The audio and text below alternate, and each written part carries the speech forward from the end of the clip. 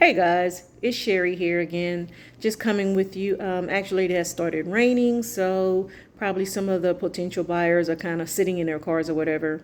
So, since I have a moment, let's talk about something that I think we don't talk about enough, especially in the African American community. And as I'm living my life longer, in other words, I'm getting older, right?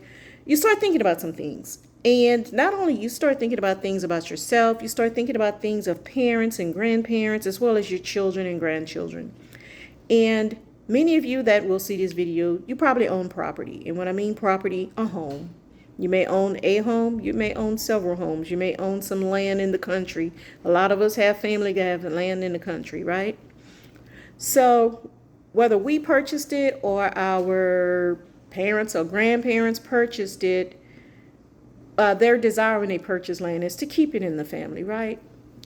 And when we don't have our paperwork in order, guess what? We sometimes lose that property or become in danger of losing it. So what I want to talk about today is what we need to do to make sure that our wishes and our desires are upheld when we leave this earth. We all going that way. We got to have these conversations, guys. We don't like to talk about it, but it's part of reality. And my take on it is the sooner you get the conversation out the way and it's done, you can just move on to continue to live your life, right? So let's talk. Okay. So, one of the things I've been involved in, either directly or indirectly, over the past maybe 3-4 years, unfortunately, I've lost parent. I've lost actually one parent in the last 3 years, 2 years, and uncles, things like that. So I've had some family loss, and along with these losses, there was property involved. And I can be honest, depending on what state you're in, the laws of succession as far as who gets what, heirship, all of it's different according to different states, right? Well, give a little background. I'm originally from Louisiana, where they have this concept called forced heirship, which means no matter what you want to do, if you don't put it in a will, it's going to your kids, right? And it's going to go evenly to your kids. And they're going to do everything possible to make sure your kids get it and not your spouse or your siblings or anything like that. And it's very important to have a will, guys. It's very important. What type of will it is, how that looks. There are different things you can do to make sure that your property goes to who you want it to go to, that your wishes are fulfilled, and that there is no confusion, there is no there's no need for a discussion of what should happen because you've put it in writing. Okay, so I kind of want to talk about two things right offhand. These are just some of the stuff I've learned through my personal experience. I want to say I'm not an attorney. If you have any legal questions about it, I actually know a couple that deal in family law, wills, trust, and things like that. So if you need a referral, I can give you some names of some attorneys I know that specialize in that, right? So there are different ways you can secure your property once you leave this earth, right? So of course, the one everyone knows about is a will. And that's basically saying you're of sound-minded body, you know what you're doing, you're aware of what situation you're in, and you got a clear head, and this is what you want to happen. And now a will is legal and binding. So if you have it in writing, unless there is some kind of way someone can prove that you were incapacitated mentally or something, or you were coerced or something like that, whatever you say goes, pretty much goes, right? Then there's another concept called trusts. And what some people do while they're alive, they form these trusts. There's one called revocable and one that's called irrevocable. Of course, the one that's irrevocable means once you set it up, that's it. You're stuck with it. The revocable ones means you can change your mind at any time about setting up that trust. And, you can make changes. You can revoke it. You can do, Now, like I said, I'm not an attorney. This is not set in stone. Definitely contact someone that is well versed in trust and wills and family law to that extent, right? But like I said, I'm talking from my experiences. There is a process, even when you do a will, there is a process once you leave this earth. Depending on what state you're in, like here in Texas, it's called probate. I know in Louisiana, it's called succession. Basically, what that is when you leave this earth, it has to go before a judge, and they have to verify that your will is legal, your will is binding, that there was no coercion, or you were not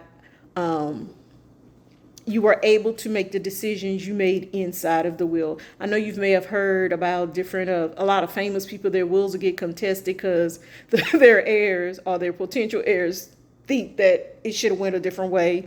But, that's what probate does. It literally airs out to make sure that your wishes are truly your wishes. Depending on the state, depending on the extent of your estate, this process can take maybe, it could be months, it could be years. It just depends on when you're talking children and heirs and how many other people had shares to whatever it is, your portion, so it just depends on the complexity of your situation, how long it could take to be into probate, right? So anytime you write a will, pretty much goes into probate. Make sure your will is valid. Then however your will is read and whatever you wish goes to whoever you willed it to, right? So the second way I learned this, there is a way you can transfer property to who you want to transfer it without it going into the probate process. And this is a document called transfer upon death. It is not the same thing as a power of attorney. Let's get that straight. It is not the same thing. Power of attorneys expire when you die. Transfer upon death come into play once you die. So one is while you're alive and one is once you pass on. So a second way to pass on your wishes and have your wishes adhered to is a document called transfer upon death. In this document, what happens is the minute you take your last breath, whatever property you have on that document automatically transfers into the person that you've designated for it to pass to. Have questions about that, please consult legal advice. I don't know, how, what, when, where, what can be transferred, what can't be transferred. Of course, that's probably state specific. I can refer you to somebody that can give you those answers, right? But I just want to make you aware these documents, they exist. So a will, at least have a will. At the end of the day, I'll just say this, at least have a will. Because what a will does, it really outlines for your loved ones who are grieving your loss, what you want to happen to these things that, when you close your eyes, they don't want to think about it because they're processing what is happening, right? But, in a few weeks and stuff, life starts getting back to life. And then you have to deal with what to do with mama's house, what to do with daddy's car, what to do with that Rolex watch that Uncle so-and-so had, that he said that he was giving that to me. But did Uncle so-and-so put that in writing, right? So do all of your family a favor and get a will. Because what happens is if you do not have a will, each state has their way of distributing property, specifically real property, the way the state says it should go. Like I said, most of my family's from Louisiana, and spouses don't get stuff automatically when you die. Just another thing. So that's another reason why you really should do a will, is because if you want your spouse to have ownership of anything when you pass, you have to have that in writing in a will, or better yet, you may want to get a transfer upon death. So it won't even have to go through probate or anything like that. You definitely want to get that in writing if you live in Louisiana. I know that for sure from personal experience, because everything passes to children. No matter what, it just passes to the kids. Of course, and then you got the issues of property you've gotten before you got married, after you got married, you got a divorce. So that's why it's really good to have minimally at least a will designating where you want things to go and how you want things distributed, because it will do yourself and your family, you'll be doing them a great service by having something in writing designating what you want. I would recommend speaking with someone that's well versed in this area when it comes to what type of document, whether a will will suffice or whether you need a transfer upon death, whether you need a trust, what type of trust. There are different instruments to making sure that all of your assets are passed to the people you want them to be passed to efficiently and effectively. Okay? Just want to throw that out there. I'm at that phase in my life where this has become more and more of a conversation than I'd like, but I realize that I need to take care of, me as a person that have no blood descendants.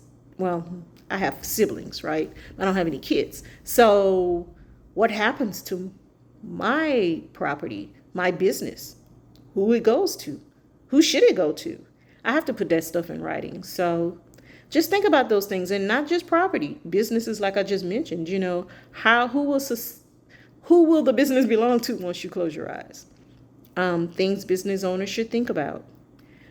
So think about those things. Don't feel scared to have the conversations.